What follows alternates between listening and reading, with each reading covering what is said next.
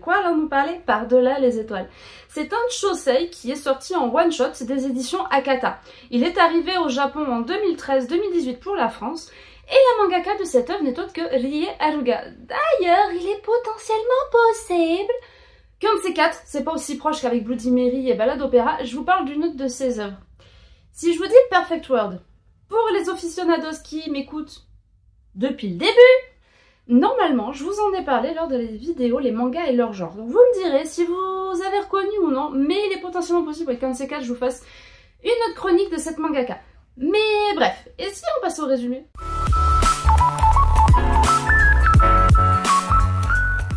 On va donc suivre l'histoire d'Anna.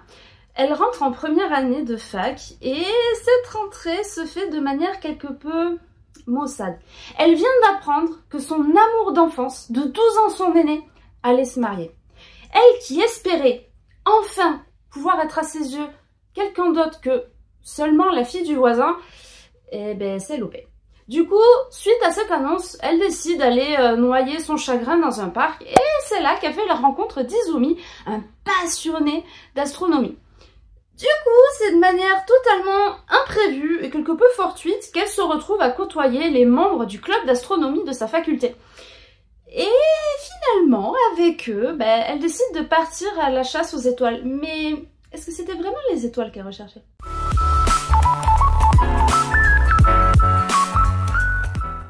Ce manga est un véritable vent d'air frais et ça fait du bien parce que c'est toute cette douceur qu'on se prend en fait plein la figure parce qu'au-delà de l'aspect du coup romantique, mine de rien, il est aussi un peu culturel parce que ici on ne parle pas genre que d'étoiles pour caler des étoiles, non, on va parler de supernova, on va parler de comètes, on va parler de Galilée, on va parler de Copernic, etc. Mais rassurez-vous, toutes ces informations quand même nous sont données de manière relativement accessible et simple. Donc même quelqu'un qui ne s'y connaît pas, du coup apprendra de nouvelles choses et c'est pas plus mal ça dans un manga. Au-delà de ça, ce qui en mon sens en fait un shosei, parce que pour moi ça ressemblait plus à un shoujo qu'autre chose, mais après relecture, ce qui en fait un shosei c'est vraiment le côté tranche de vie.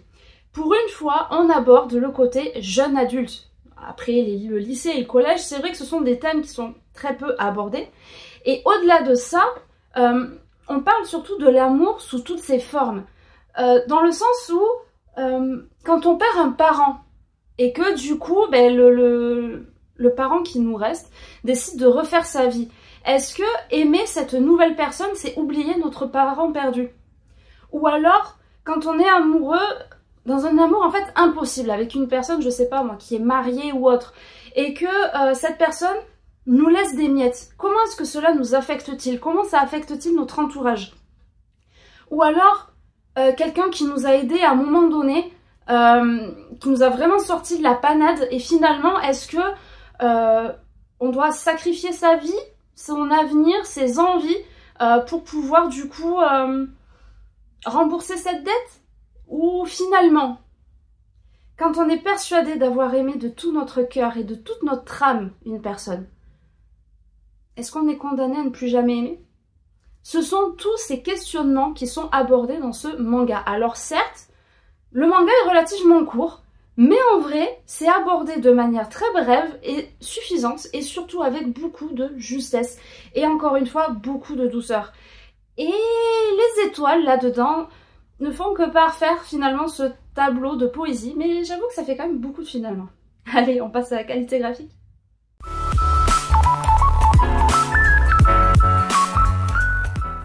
Comme expliqué plus tôt, ce manga est très doux et pourrait être comparé à une poésie. Et franchement, entre l'histoire qui est très prenante et qui joue avec nos émotions, et les dessins, ça match. Parce qu'en gros, les dessins suivent vraiment cette trame, cette ambiance générale et permettent vraiment d'embellir ces moments-là. Chaque personnage a son propre design, a son propre caractère. Après, comme je viens de le dire aussi, c'est que ce manga joue beaucoup sur les émotions. De ce fait, il est relativement pauvre en décor. Mais les décors qu'il y a ne sont pour le coup pas du tout négligés. Au contraire, ils sont très beaux, ils font vraiment le boulot. Alors je peux pas vraiment dire du simple et efficace parce que par rapport à peut-être aux deux précédentes chroniques que je vous ai faites, les décors je trouve sont plus poussés. Certes, il n'y a pas entre guillemets d'effort sur des ombrages, etc. Mais on voit tout. Les dessins, que ce soit la salle du club, que ce soit les ciels étoilés, que ce soit les décors extérieurs ou autres, franchement, l'histoire et les dessins font qu'on est totalement transporté dans cette histoire, qu'on s'attache aux personnages aussi finalement. Et cette ambiance est très chaleureuse, très douce. Enfin, je sais pas, ça fait beaucoup de douceur dans cette chronique, mais véritablement, c'est un petit coup de cœur. Et de toute façon, c'est vrai que la patte de cette mangaka, je l'aime vraiment beaucoup. Comme je vous l'ai expliqué, j'avais déjà plus ou moins lu, je crois, les deux premiers tomes de Perfect World. Il faut que j'achète le reste, c'est pour ça que je vous fais pas la chronique de suite. Mais là, je suis en train de m'égarer. Mais du coup, j'aime vraiment beaucoup ce qu'elle fait et surtout les émotions qu'elle dégage. Et ça match. Des fois, vous avez des mangas où en gros, ça va être les dessins qui vont vous transmettre l'émotion et l'histoire va être bateau. Ou alors, c'est justement l'histoire qui va être cool, mais les dessins ne vont pas être à la hauteur. Là, ici, dessin et histoire se complètent vraiment, forment une super équipe de choc, mine de rien. Et c'est un véritable plaisir pour les yeux et pour le cœur.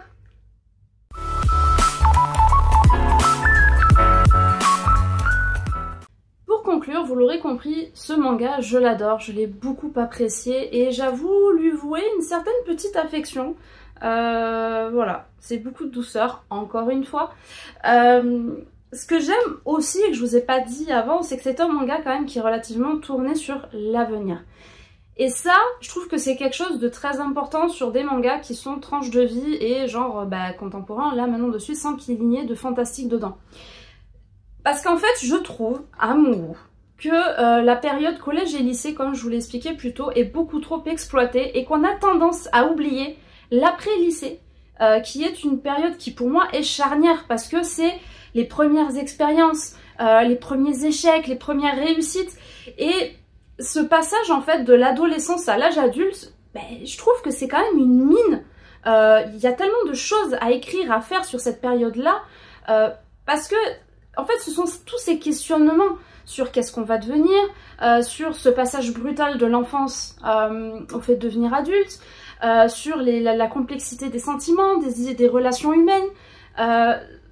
C'est vraiment en fait ces petites choses que voilà, qui encore une fois je le dis pour moi sont trop peu exploitées ou alors je n'en ai pas suffisamment lu. Donc si pour ceux qui s'y connaissent, qui ont quelques références, si vous en avez à me proposer dans ce domaine-là, j'écoute parce que j'adore. Et je vous transmettrai du coup pour ceux qui connaissent pas et éventuellement je vous ferai des chroniques aussi. Au moins comme ça on est carré. Mais vraiment c'est une petite pépite. C'est peut-être pas the must-have à avoir, c'est peut-être pas le manga qui a été hyper vendu, qu'on a vu sur tous les réseaux sociaux. Peut-être pas, c'est vrai, c'est une petite niche. Mais une petite niche qui vaut quand même le coup, vraiment. Et c'est aussi ça mon but, je n'ai pas seulement envie de vous présenter des mangas que tout le monde connaît. C'est d'ailleurs le risque que je prends depuis le début, hein. Je ne sais pas si vous avez vu, mais je prends quand même de très gros risques. Parce que ce que je veux, c'est vraiment vous faire découvrir cet univers-là. Et j'ai pas envie de me baser sur des trucs assez poussés. Sharkan, c'est pas le moment de manger? Au moment de la conclusion, sérieusement? Pardonnez-moi. Quand c'est pas les ambulances et les voitures, c'est Sharkan. Mais bref, de toute façon, je vais arrêter là de blablater. Je vais m'arrêter là. J'espère encore une fois que cette vidéo vous a plu, que je vous ai donné envie de lire le manga. Comme toujours, n'hésitez pas à me le dire en commentaire. Si vous connaissez des personnes qui pourraient être intéressées, n'hésitez pas à partager. Et puis surtout, activez la petite cloche pour être au courant des prochaines sorties de mes vidéos. Encore une fois, je le reprécise, mais n'hésitez pas à me suivre sur Instagram. Parce que, encore une fois, je le répète, je ne suis pas partenaire pour le moment YouTube. De ce fait, je ne peux pas encore publier de statut pour vous expliquer quand j'ai des problèmes de dernière minute. Et là, on va dire que ça fait 3 semaines où c'est un peu compliqué, où déjà je suis même pas sûre que cette vidéo je vais pouvoir vous la publier en temps et en heure, donc je l'espère, mais sinon je pense que si vous... Enfin voilà, c'est soit les sorties le vendredi, soit les sorties le samedi, et le problème c'est que pour ceux qui me suivent que sur YouTube, vous pouvez pas être informés. Donc n'hésitez vraiment pas à me suivre sur Insta, comme ça vous êtes au courant des infos, de savoir si j'ai un petit souci de dernière minute ou non. D'ailleurs aussi à ce propos, je vais faire un sondage sur Insta, mais je pense que je vais vous le mettre ici aussi. En fait je vais mettre un commentaire où il faudra du coup mettre pour ou contre, ou samedi, vendredi, bref, je vais vous faire un petit sondage pour savoir si vous préférez vos vidéos le vendredi ou le samedi. Même si là exceptionnellement les 2 semaines précédentes, mais j'espère que pour cette vidéo j'ai pas eu de soucis. Mais bref, mais pour les 2 vidéos précédentes, j'ai dû passer au samedi et du coup je me dis, est-ce que finalement vous préférez vos vidéos le samedi ou le vendredi? Voilà, donc il y aura le sondage dès lundi sur Insta et ben vous pour YouTube, je vous le fais directement dans les commentaires. Bref, on a encore une conclusion à rallonge alors que j'avais réussi à aller vite sur le reste. Donc je ne vous embête pas plus, je vous souhaite un très très bon week-end et une belle semaine et on se dit à la semaine prochaine pour une nouvelle chronique. Allez, ciao ciao!